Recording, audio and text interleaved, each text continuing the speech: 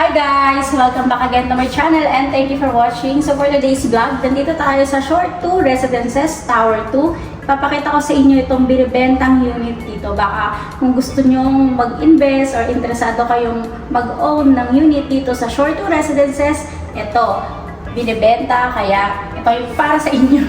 Tara!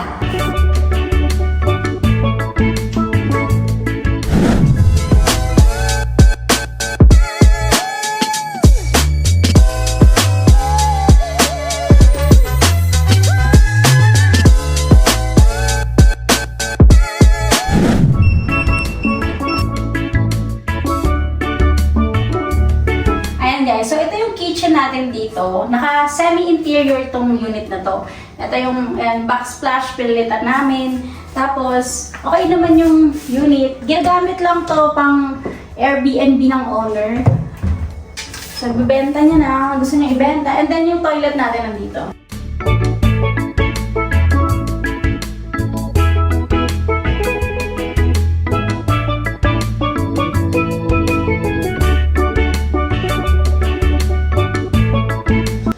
So dito, syempre, kompleto to kasama yung appliances tsaka mga furniture pagka binili ninyo. So meron tayo dito, ito, 2-door to na refrigerator, tapos microwave dito, tapos itong TV natin. This one is 50 inches. I think 50 or 55 inches. Basta malaki tong TV to. Tapos ito, kasama na rin tong ating dining set. Tapos ito, bago lang to. Bibili ko lang na ito, sofa bed. Kasama din siya. Tapos syempre, mga nakaano dito yung mga design. Diyan na yan. Tapos, meron na rin tayo ditong cabinet. Tapos yung ating vanity. May vanity mirror. Tapos may vanity chair.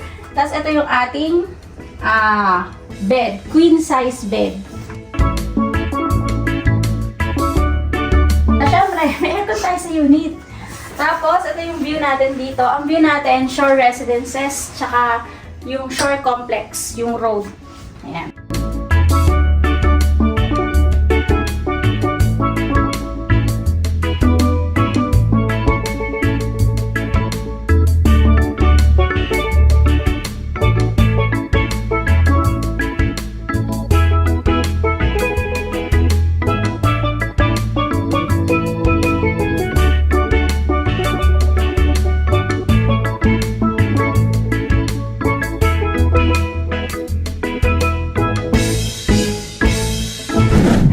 So, itong unit na to, binibenta lang siya for only 4 million pesos.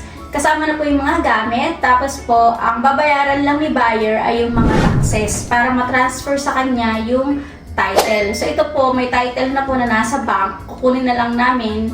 And then, pagka nasa inyo na po, nasa buyer na po yung title, pwede nyo na po ipatransfer under sa name niya.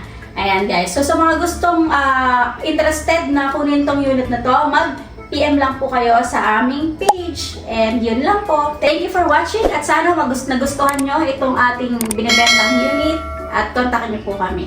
Bye!